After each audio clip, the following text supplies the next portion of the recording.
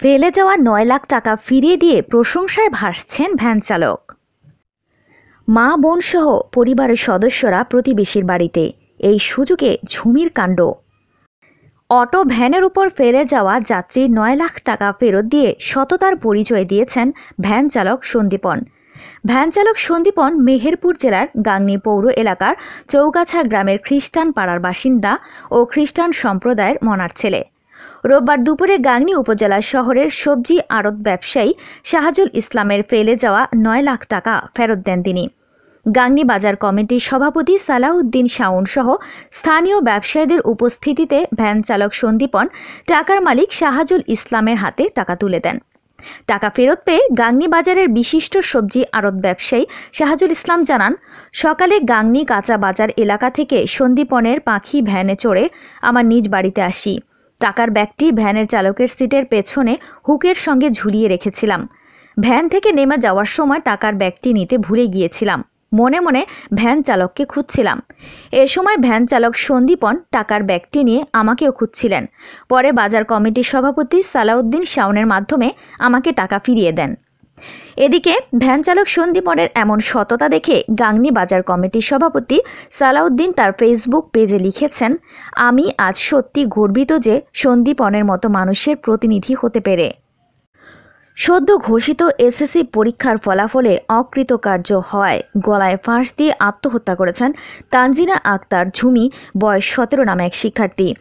রোববার ১২ মে দুপুর ১:৩০টার দিকে নোয়াখালী পৌরসভার ৯ নং ওয়ার্ডে ওই ঘটনা ঘটে। নিহত তানজিনা আক্তার ঝুমি নোয়াখালী সদরের সল্লাঘটিয়া এলাকার আব্দুল করিমের মেয়ে। সে এসএসসি পরীক্ষায় কালিতারা মুসলিম গার্লস একাডেমি থেকে মানবিক বিভাগ থেকে পরীক্ষায় অংশগ্রহণ করেছিল। নিহতের পরিবারের বরাত দিয়ে সুধারাম মডেল থানার উপপরিদর্শক এসআই মোহাম্মদ মুরাদ জানান, দুপুরে এসএসসি পরীক্ষার ফলাফল ঘোষণার পর পরিবারের অন্য সদস্যদের সঙ্গে বাড়িতে ছিল ঝুমি।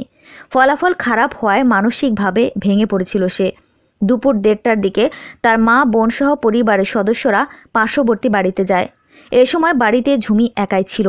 পরিবারের লোকজন বাড়িতে না থাকার সুযোগে নিজেদের ঘরের একটি কক্ষে গায়ের ওড়না আড়ার সঙ্গে পেঁচিয়ে ফাঁস দিয়ে আত্মহত্যা করে ঝুমি। পরে তার মা বোন বাড়িতে ফিরে এসে ঘরের মধ্যে ঝুমির ঝুলন্ত মরদেহ দেখতে পেয়ে স্থানীয় লোকজনের মাধ্যমে জনপ্রতিনিধি ও থানায় খবর দেয়। কালিতারা মুসলিম গার্লস একাডেমি প্রধান শিক্ষক দেলোয়ার হোসেন জানান, বেলা ১১টার দিকে আমাদের বিদ্যালয়ে ফলাফল আসে। আমার প্রতিষ্ঠান থেকে ১২০ জন শিক্ষার্থী পরীক্ষায় অংশগ্রহণ করে ৮৮ জন কৃতকার্য হয়েছে। মানবিক বিভাগের ছাত্রী তানজিনা আক্তার গণিতে ফেল করেছে, কিন্তু এ কারণে আত্মহত্যা করেছে, এটা মানা কষ্টকর।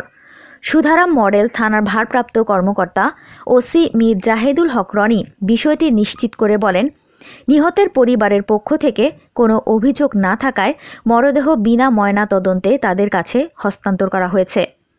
এ ঘটনায় একটি অপমৃত্যু মামলা দায়ের করা হবে। এরকম আরও অনেক ভিডিও পেতে নিউজ এক্সপোজার টিভির সাথেই থাকুন।